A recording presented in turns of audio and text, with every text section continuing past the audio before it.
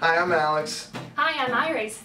Now, growing up in America, where American culture, we eat hot dogs, cheese, go to baseball games. And there are places of Asian culture where we eat rice and tofu, sing karaoke for our leisure time, and never heard of fortune cookie in our lifetime. What? Man, well, it's interesting to look at the differences here, and especially some of those differences when looking at recruiting for you all.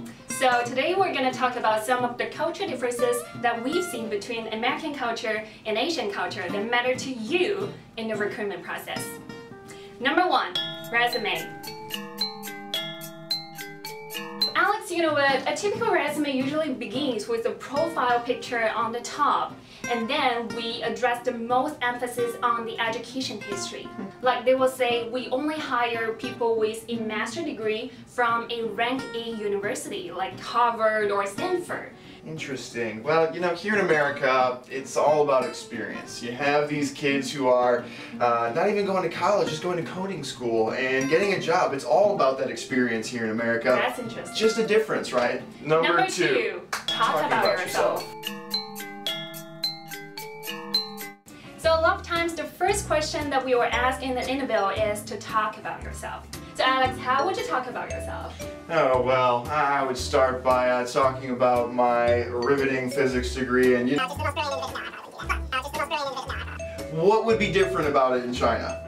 For example, here in American culture, people value confidence.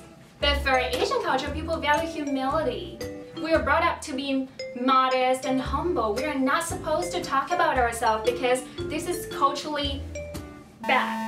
A bit different, but just a different way that you have to understand those cultural differences. Yeah, so next time if you've seen an Asian candidate who feel reluctant to talk about themselves, this is simply a culturally driven behavior and that you need to consider apart from your ability. Number 3, presenting gifts or business cards. Oh, hi, Mr. Emeline. It was my greatest honor to have met you. You know what? This is my business card, and I really hope that you will take it. And I will be so much appreciated if you can just contact me in the future. Well, thank you. Thank you so much again. Thank you. So that was really formal. Is that the way they always do it in China? Yeah. It feels a little strange. Typically in America, what you would do is really just hand the person the business card. But again, these are some of those interesting differences. So is it always with the two-hand style? Yeah, definitely. If you hand it in one hand, you'll be regarded like very disliked. Usually it's one hand here in America. I haven't seen very many people go with the two-hand approach, but maybe it'll be the new thing at Dean. You never know.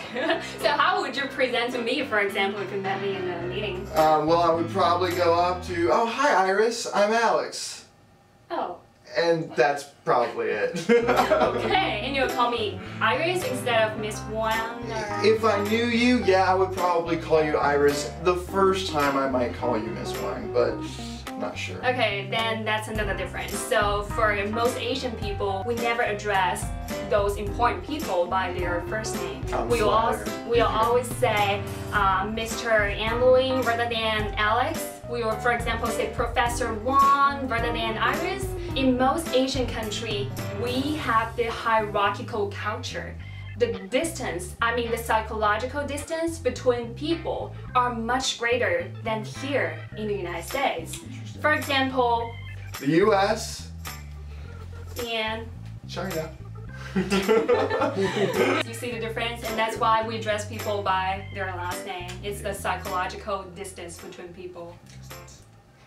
As a global recruiter, if you're not aware of all these cultural differences, you're most likely reject a candidate at the first few minutes in an interview. So how can we avoid these? Here are some tips for some of those successful cross-cultural recruitment. First, create a clear and specific job description.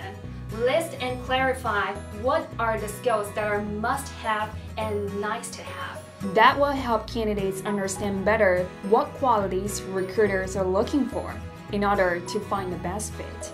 Now second, you're probably going to want to have a recruiter who is at least somewhat familiar with that cultural background.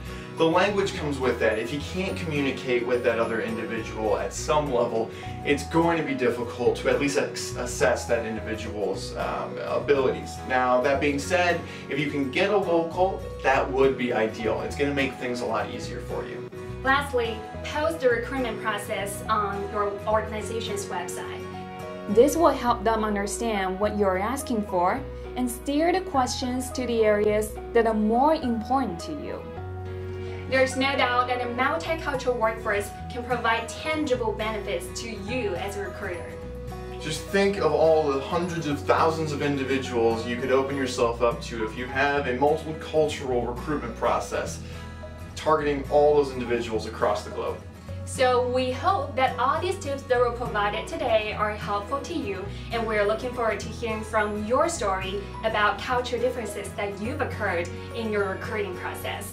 You can either leave a comment below or visit our video blog page www.directemployers.org/blog. Thanks for watching. Bye. Bye.